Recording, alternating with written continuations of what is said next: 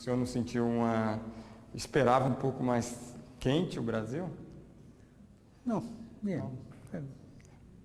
Sí, quizás un poquito más, pero no sentí frío. Que bom. Yo no, yo soy de abajo. Conozco el frío de Buenos Aires, pero esto es un otoño normal. Meia hora antes, a entrevista começava também de forma descontraída. Papa Francisco, o senhor chega ao Brasil e tem uma receptividade muito calorosa dos brasileiros. Há uma rivalidade histórica, Brasil e Argentina, pelo menos no futebol. Como é que o senhor recebeu esse gesto de afeto dos brasileiros? Yo me sentí recibido con un afecto que no conocía, muy cálidamente. El pueblo brasileño tiene un gran corazón. Y la rivalidad creo que ya está superada totalmente, porque hemos negociado bien. El Papa es argentino y Dios es brasileño.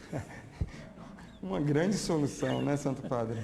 Creo que me sentí muy bien recibido, con mucho cariño. Santo Padre, no Brasil o senhor utilizou ao chegar e continua utilizando um carro modelo muito simples. Há notícias que o senhor, inclusive, condenou padres que usavam carros de luxo pelo mundo. Eu queria saber, o senhor inclusive optou por morar na Casa Santa Marta. Essa sua simplicidade é uma nova determinação a ser seguida por padres, por bispos y por cardeais? El auto que yo uso aquí es muy parecido al que estoy usando en Roma. Sencillo, que puede tener un empleado normal. En eso siento que tenemos que dar testimonio de cierta simplicidad, incluso diría de pobreza. Nuestro pueblo exige pobreza a los sacerdotes. Le exige en el buen sentido, digo, nos pide eso. En nuestro pueblo le ofende mucho el corazón cuando ve que los que estamos consagrados estamos apegados al dinero, ¿no? Y eso es malo. Y realmente no es un buen ejemplo que un sacerdote tenga un auto último modelo de marca, ¿no? Yo creo que, se lo digo a los párrocos, en Buenos Aires se lo decía siempre, es necesario que el cura tenga una máquina, un carro, un auto, es necesario. Porque en la parroquia hay 1000 cosas que hacer, tiene que moverse, pero que sea un auto modesto, ¿no? Eso respecto al auto. Respecto a que me quedé a vivir en Santa Marta, no fue tanto por razones de simplicidad, porque el apartamento papal es grande, pero no es lujoso. Pero mi opción por quedarme en Santa Marta fue por mi modo de ser. Yo no puedo vivir solo, no puedo vivir encerrado, yo necesito contacto con la gente. Entonces, suelo explicitarlo así. Yo me quedé en Santa Marta por razones psiquiátricas, para no tener que estar sufriendo esa soledad que no me hace bien. Y también por razones de pobreza, porque si no hubiera tenido que pagar en psiquiatras mucha plata. Y entonces no es bueno eso. No, es por estar con la gente. Y Santa Marta es una casa de huéspedes.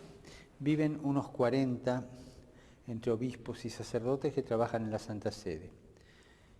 Tiene 130 piezas más o menos. Y sacerdotes y obispos y cardenales y laicos, huéspedes en Roma, habitan ahí. Yo como en el comedor común de todos. Desayuno, almuerzo y cena lo tengo allí. Y uno siempre encuentra gente distinta, ¿no? Y eso a mí me hace bien. O sea, que esas son las razones. Y ahora, la regla general. Creo que Dios nos pide en este momento mayor simplicidad. Es una cosa interior que a la Iglesia lo pide. O Santo Padre, quando o senhor chegou ao Rio de Janeiro, houve falhas na segurança. Inclusive ali o seu carro foi ali levado para o meio da multidão. O Papa Francisco ficou com medo? Qual foi o seu sentimento naquele momento? Yo no tengo miedo. Soy inconsciente, pero no tengo miedo. Sé que nadie se muere en la víspera. Cuando me toque, lo que Dios permita, será. Pero antes de viajar, fui a ver el Papamóvil, que tenía que venir acá. Y estaba con vidrios todo. Si usted va a ver a alguien que quiere mucho, amigos, con ganas de comunicarse, ¿usted los va a visitar dentro de una caja de vidrio? No. Yo no puedo venir a ver a este pueblo que tiene un gran corazón detrás de una caja de vidrio. Y en este auto, cuando voy por la calle, bajo el vidrio para poder sacar la mano y saludar. Es decir, o todo o nada. O uno hace el viaje como lo tiene que hacer, con comunicación humana, o no lo hace. Pero comunicación a media no hace bien. Yo agradezco, y tengo que en este punto quiero ser muy claro, agradezco a la seguridad del Vaticano, cómo han preparado esto, el celo que tienen, y agradezco a la seguridad de Brasil.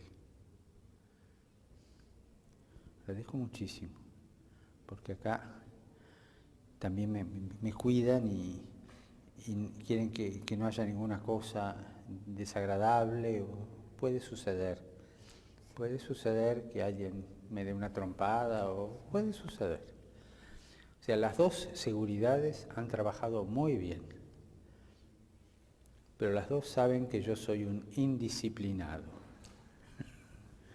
en ese aspecto, pero no por jugarla de enfant terrible, no, sino porque simplemente vengo a visitar gente y quiero tratarla como gente, tocarla.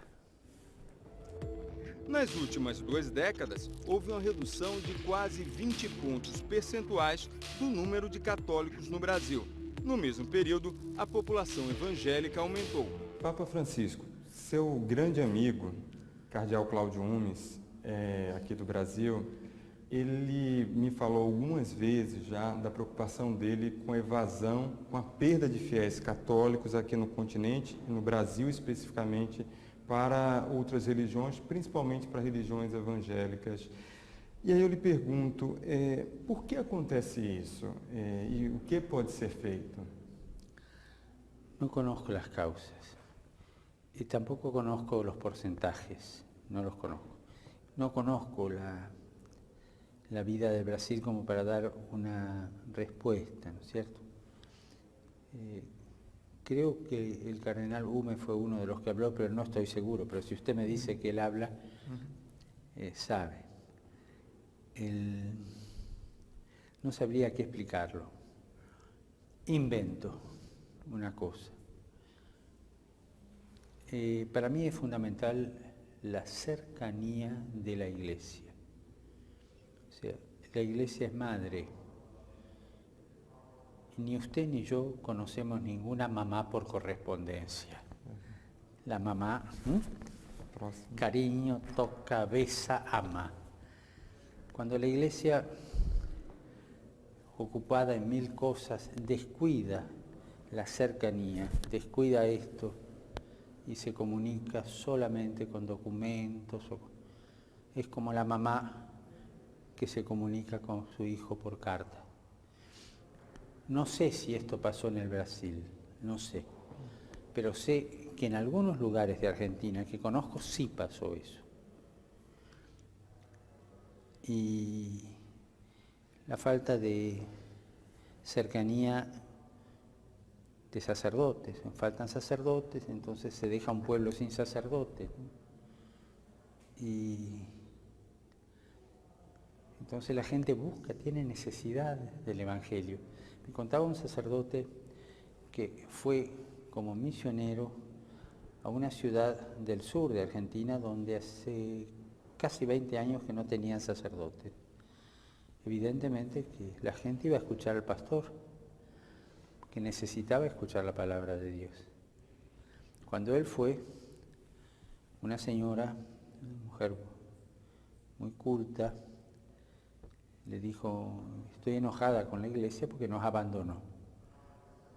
Yo ahora voy al culto los domingos a escuchar al pastor, que es el que alimentó nuestra fe durante todo este tiempo. O sea, falta de cercanía, ¿no? Y bueno, hablaron de eso, el sacerdote muy bien la escuchó, y cuando ya se iba para saludarla, le dijo: padre, un momento, venga. Y lo llevó hasta un armario. Abrió el armario, tenía la imagen de la Virgen, y le dijo: padre, la tengo escondida para que no la vea el pastor. O sea, esa mujer iba al pastor, respetaba al pastor. El pastor le hablaba de Dios y ella lo aceptaba, porque no tenía suministro ella. Pero las raíces de pertenencia las conservó escondidas en un ropero, pero las tenía. Ese es el fenómeno más, para mí, más serio. Este episodio me demuestra muchas veces el drama de esta fuga, digamos, de este cambio. Falta de cercanía. Yo vuelvo a repetir esta imagen. La madre así tiene al hijo. Lo cuida, lo besa, lo acaricia y lo alimenta. No por correspondencia. O Papa Bento XVI renunciou em fevereiro, no momento em que a Cúria Romana, o organismo que administra a Igreja, era alvo de uma série de escândalos. Lavagem de dinheiro no Banco do Vaticano, o vazamento de documentos sigilosos, conhecido como Vatilix, e no mundo havia também os casos de pedofilia envolvendo muitos países. Assim que assumiu, o Papa Francisco iniciou uma série de mudanças. Criou uma comissão para reformar a Cúria e alterou o Código Penal do Vaticano para punir com mais rigor abusos sexuais contra crianças, crimes financeiros e vazamentos de documentos.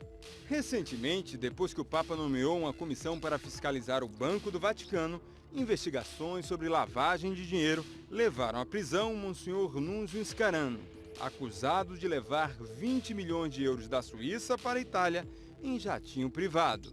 Neste trecho da entrevista, eu pedi que ele falasse especificamente dos escândalos que envolvem a Cúria. Papa Francisco, quando o senhor foi escolhido no conclave, a Cúria Romana, especificamente, era alvo de críticas, inclusive críticas internas de vários cardeais. E o sentimento que eu percebi, pelo menos dos cardeais com quem eu conversei, era um sentimento de mudança. Esse sentimento está correto? Usted lo nombró hace un rato, este paréntesis. Cuando yo fui elegido tenía al lado a mi amigo, el cardenal Gómez, porque en orden de decanancia, pues estamos uno detrás del otro, ¿no? Y fue el que me dijo esa frase que me hizo tanto bien: no te olvides de los pobres. Qué lindo. La Curia Romana. Bueno, la Curia Romana siempre se la criticó, más o menos. Se presta a críticas y como tiene que resolver muchas cosas, algunas cosas gustan, otras no gustan, algunos trámites están bien encausados, otros están mal enfocados, mal encausados, como en toda organización. Yo le diría esto: en la Curia Romana hay muchos santos, cardenales santos, obispos santos, sacerdotes, religiosas, laicos santos, gente de Dios que ama a la Iglesia. Pero eso no se ve. Hace más ruido un árbol que cae que no un bosque que crece. Se escucha el ruido de los escándalos. Ahora estamos con un escándalo de transferencia de 10 millones de dólares o 20 millones, no sé, de un monseñor de ahí. Bonito favor le hace a la iglesia este señor, ¿no? Pero hay que reconocerlo, este señor obró mal y la iglesia tiene que darle la sanción que merece, obró mal. O sea, hay casos de ese tipo. En el momento del conclave, antes están los que se llaman congregaciones generales y hemos tenido una semana de reuniones, los cardenales. Y ahí se hablaba claramente de los problemas, todo, ahí se habla de todo, porque estábamos nosotros solos y para ver cómo está la realidad y hacer el perfil del próximo Papa. Y ahí salieron problemas serios, derivados en parte de lo que ustedes conocen, de los Batilix y todas esas cosas, ¿no? Había problemas de escándalo allí, ¿no? Pero los santos seguían estando, ¿no? Esos hombres que dieron su vida y la dan por la Iglesia de manera silenciosa y con celo apostólico. También se habló de ciertas reformas funcionales que había que hacer. Eso es verdad. Y se pidió al nuevo Papa que tratara de hacer una comisión outsider para estudiar los problemas de reorganización de la curia romana. Al mes de mi elección, yo nombré esa comisión de 8 cardenales, uno de cada continente. En América, 2, uno de América del Norte y otro de América del Sur, con un coordinador que también es latinoamericano y un secretario que es italiano. Y ya han llegado muchos documentos que esta comisión, que los miembros de esta comisión han obtenido y que nos los pasamos entre nosotros. Tendremos la primera reunión oficial 1, 2 y 3 de octubre. Y ahí se verán algunas pautas. Yo no creo que salga de ahí alguna cosa definitiva porque la reforma de la curia es muy seria y veo las propuestas y son propuestas muy serias que hay que madurar, ¿no? Calculo que vamos a tener que hacer 2 o 3 reuniones más antes de que se note alguna reforma. Por otro lado, los teólogos dicen esto desde, no sé si de la Edad Media, en latín dice, Ecclesia semper reformanda. La iglesia siempre se tiene que reformar, si no se queda atrás. Así que también esto no solo es por los escándalos del Batilix, que los conoce todo el mundo, sino porque la iglesia siempre se tiene que reformar. Y hay cosas que servían para el siglo pasado, hay cosas que servían para otras épocas o para otros puntos de vista y que ahora no sirven más y que hay que reacomodarlas. Entonces así la iglesia es dinámica y responde a las cosas de la vida, ¿no? Y todo esto se pidió en la reunión de cardenales previa. Nesse momento, o senhor chega, queria saber da sua mensagem aos jovens brasileiros, estamos na Jornada Mundial da Juventude, sua mensagem no momento em que os jovens estão nas ruas do Brasil protestando e demonstrando insatisfação de uma forma muito ampla. Eu queria saber qual a mensagem para esses jovens. En primer lugar, que hay muy claro que no conozco los motivos de la protesta de los jóvenes. O sea, si yo digo algo sin aclarar esto, hago daño a todos, porque doy una opinión sin conocer, ¿no? O sea, con toda franqueza le digo, yo no conozco bien el por qué los jóvenes protestan, primer punto. Segundo punto, un joven que no proteste, a mí no me gusta. Porque el joven tiene la ilusión de la utopía. Y la utopía no siempre es mala, ¿no? La utopía es respirar y mirar adelante, ¿no?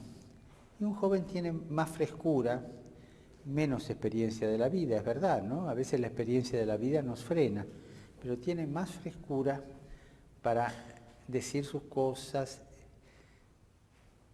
Un joven es esencialmente un disconforme. Y eso es muy lindo. Pero eso en general de todos los jóvenes.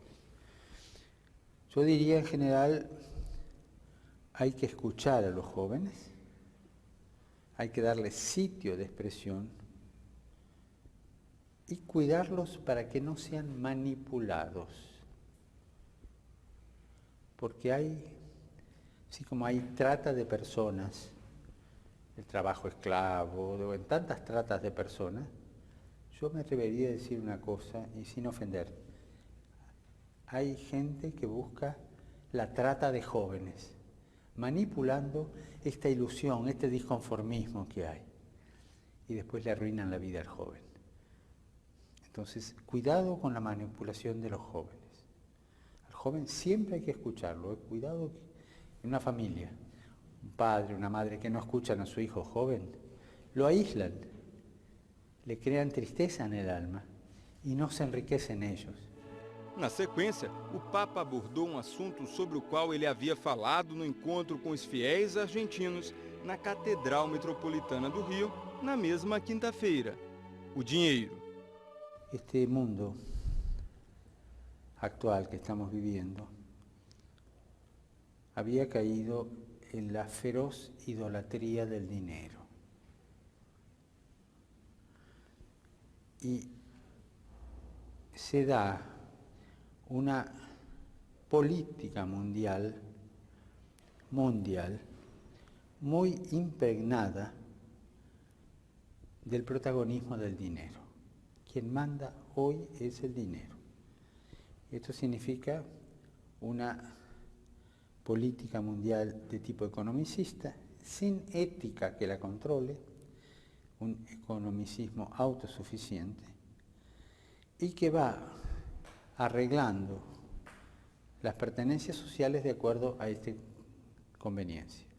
¿Qué sucede entonces? Cuando reina este mundo de la feroz idolatría del dinero, se concentra mucho en el centro, y las puntas de la sociedad, los extremos, son mal atendidos, son descuidados y son descartados. Hasta ahora vimos claro cómo se descarta a los ancianos. O sea, hay toda una filosofía para descartar al anciano. No sirve, no produce. El joven tampoco produce mucho, porque es una carga que hay que formar. Ahora estamos viendo que la otra punta, la de los jóvenes, está en proceso de descarte. El alto porcentaje de desocupación juvenil que hay en Europa es alarmante. Nos encontramos a un fenómeno de jóvenes descartados. Entonces, para sostener este modelo político mundial, descartamos los extremos. Curiosamente, los que son promesa para el futuro, porque el futuro nos lo van a dar los jóvenes, porque van a llevarlo adelante, y los viejos, que tienen que transferir, hacer el trasvasamiento de sabiduría a los jóvenes. Descartados los dos, el mundo cae. Hoy día hay chicos que no tienen que comer en el mundo. Hay chicos que mueren de hambre, de subalimentación. Basta ver ciertas fotografías de algunos lugares del mundo. Hay enfermos que no tienen acceso a la salud. Hay hombres y mujeres mendigos de calle que mueren de frío en el invierno. Hay chicos que no tienen educación. Todo eso no es noticia. Bajan 3, 4 puntos las bolsas de algunas capitales y gran catástrofe mundial. ¿Me entiende? Sí. Ese es el drama de este humanismo deshumano que estamos viviendo. Por eso hay que recuperar los extremos, los chicos y los jóvenes, y no caer en una globalización de la indiferencia de estos dos extremos que son el futuro de un pueblo. Perdón si me fui y hablé de más, pero creo que con esto le di mi punto de vista. O sea, ¿qué pasa con los jóvenes en Brasil? No sé, pero por favor, que no los manipulen, escúchenlos. Y acá hay un fenómeno mundial mucho más allá del Brasil. Papa Francisco, queria talvez a última pergunta. Qual mensagem, ou o que o senhor falaria para os brasileiros católicos, mas também para os brasileiros que não são católicos, ou seja, de outras religiões. Creo que hay que fomentar una cultura del encuentro en todo el mundo. Todo el mundo. O sea, que cada uno sienta la necesidad de dar a la humanidad los valores éticos que necesita hoy día la humanidad y defender esta realidad humana. Y en ese aspecto creo que es importante que todos trabajemos por los demás, podar el egoísmo y un trabajo por los demás según los valores de la propia fe. Cada confesión tiene su creencia, pero según los valores de su propia fe, trabajar por los demás. Y nosotros encontrarnos todos para trabajar por los demás.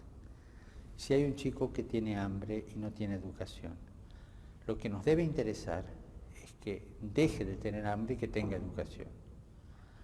Si la educación se la dan los católicos, los protestantes, los ortodoxos o los judíos, a mí no me interesa que lo eduquen y que le quiten el hambre. Eso tenemos que ponernos de acuerdo. Hoy día la urgencia es tal que no podemos pelearnos entre nosotros a costilla de los demás. Primero trabajar por el prójimo. Después hablar entre nosotros con mucha altura, dando razón de nuestra fe cada uno, buscando entendernos, ¿cierto? Pero sobre todo hoy día urge la proximidad, la salida de sí mismo para solucionar los tremendos problemas mundiales que hay.